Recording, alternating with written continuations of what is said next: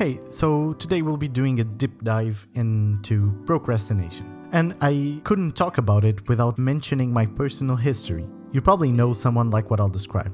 In high school, I think I could say that I was slightly above average student. And honestly, I rarely studied or put a real effort into having good grades. I was a serial procrastinator. However, I was able to maintain relatively good grades because I genuinely loved learning, and I paid a lot of attention during classes. Well, I'm not trying to brag or anything, and maybe the image conveyed here is that I'm coming off as smart or trying to demonstrate my intelligence, and that is actually one of the problems we will tackle in this video. So I'll try to deconstruct this scenario and try to demonstrate its causes and the harm being done by the common sense attitudes toward procrastination and intelligence.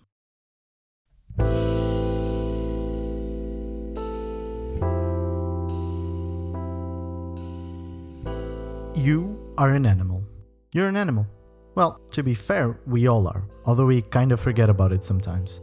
As biological beings, we are constrained to our bodily impulses and physical substrate. This is relevant because of a broad topic in psychology called embodiment or embodied cognition, and a related proposal called neuronal recycling. This hypothesis describes the process by which humans will reuse existing evolutionary biological brain areas to perform novel tasks. For example, reading. Humans have a specific cortical area for reading, called the visual word form area. Well, in evolutionary terms, there was not enough time so that reading would influence our genetic pool. And so, the existence of a specialized brain region to reading had to be accomplished in some other way. In fact, we recycled a specific brain location to perform this very specific task, unique to humans. Long story short, we humans reuse biological mechanisms in novel ways. Now, consider the following. Humans are pretty unique when it comes to having a personality and having a sense of self and continuity in time.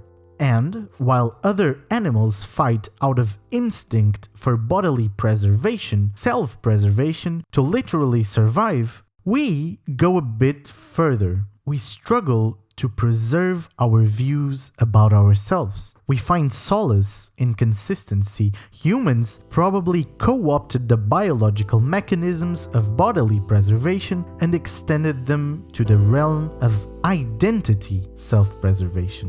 It's like we are fighting for our lives, but instead of bodily self-preservation, we fight to preserve our identities. Keep that in your mind while I present to you the concept of self-handicapping. Have you ever gone out drinking the day before an important exam?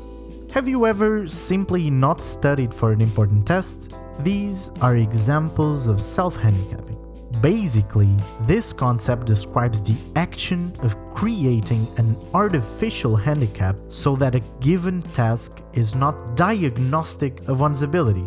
If you have a bad grade or fail at a task, it is not because you are dumb or bad at it, but because you got drunk. It's clear how this relates to self-preservation, right?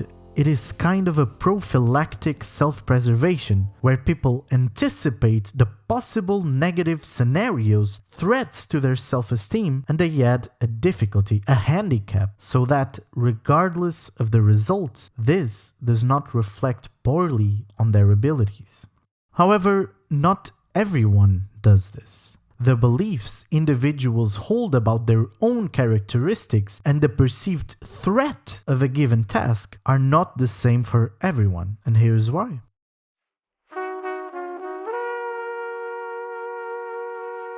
Beliefs are a central part of us. For years, psychologists have studied how beliefs about ourselves, also called self-representations, influence behavior. Their importance is undeniable. They guide us towards our goals and aims, motivate and define us. However, they can have negative consequences, particularly when it comes to procrastination.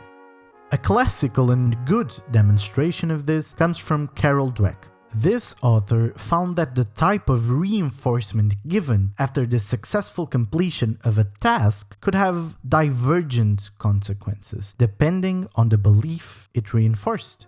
We often don't consider these things, but they are really important, so pay attention. On one hand, telling a kid they must be really smart after achieving a good grade is conveying two main messages. First, that the test is in some way diagnostic of a very general trait, intelligence. Usually it isn't, by the way. Additionally, it reinforces the importance of a trait that we often consider to be rather stable and immutable. This, as Dweck empirically shown, reduces the motivation for subsequent tasks and the amount of time spent studying. Well, in a way, this actually makes sense. If you have the belief that it is the degree of smartness that influences your grade, why should you study? You are either smart or you ain't. But consider this alternative. Oh, you must have worked really hard to achieve that great grade. See?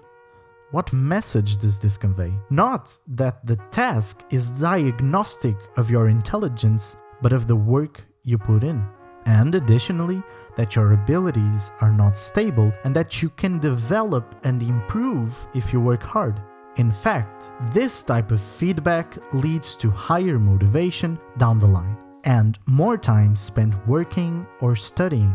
So, this exemplifies how important the type of reinforcement is, because it impacts the beliefs people have about themselves and their abilities.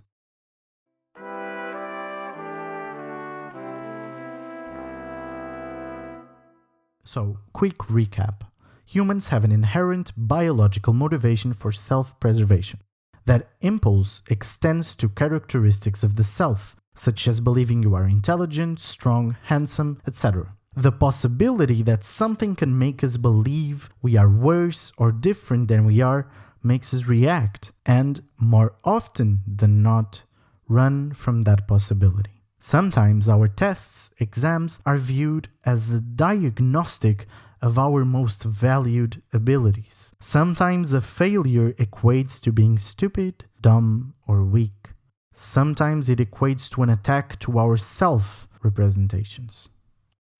Procrastination is, in this line of reasoning, a protection against possibilities of self-loathing and disappointment. This is clearly illustrated by the apparently contradictory evidence that components of perfectionism correlate with procrastination amongst college students. The case of the perfectionist procrastinator, so concerned with every mistake that no work gets done, is not an illusion. Studies support this idea, as does my personal experience. I believe that an understanding of procrastination and the reasons behind it is important. Everyone procrastinates, and most people are blind to the reasons why. It is easy to chalk it up to laziness. However, I argue that is not often the case. Psychology is a very complex field. Simple explanations and one-dimensional claims are often poor at describing reality. So, the next time you are procrastinating watching these videos, don't immediately criticize yourself. Don't just chalk it up to laziness. Maybe, without consciously realizing it, you tied your self-worth to the task you're avoiding doing. Maybe, just maybe, your self-preservation impulses are kicking in and making you avoid it. I can safely say that most of the time that is not the case. Your self-worth is not determined by your next assignment. It's okay to be scared though. All of us are taught that some tasks are diagnostic of our ability. I promise you that it is easier to fail than anticipating the possible consequences of failure.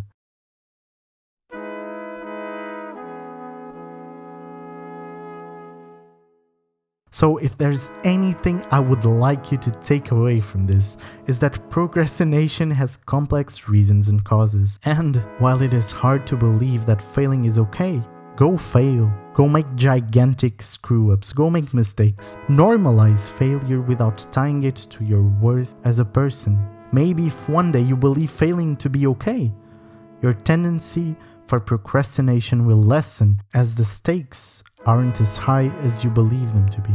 as your reasons to be scared slowly vanish.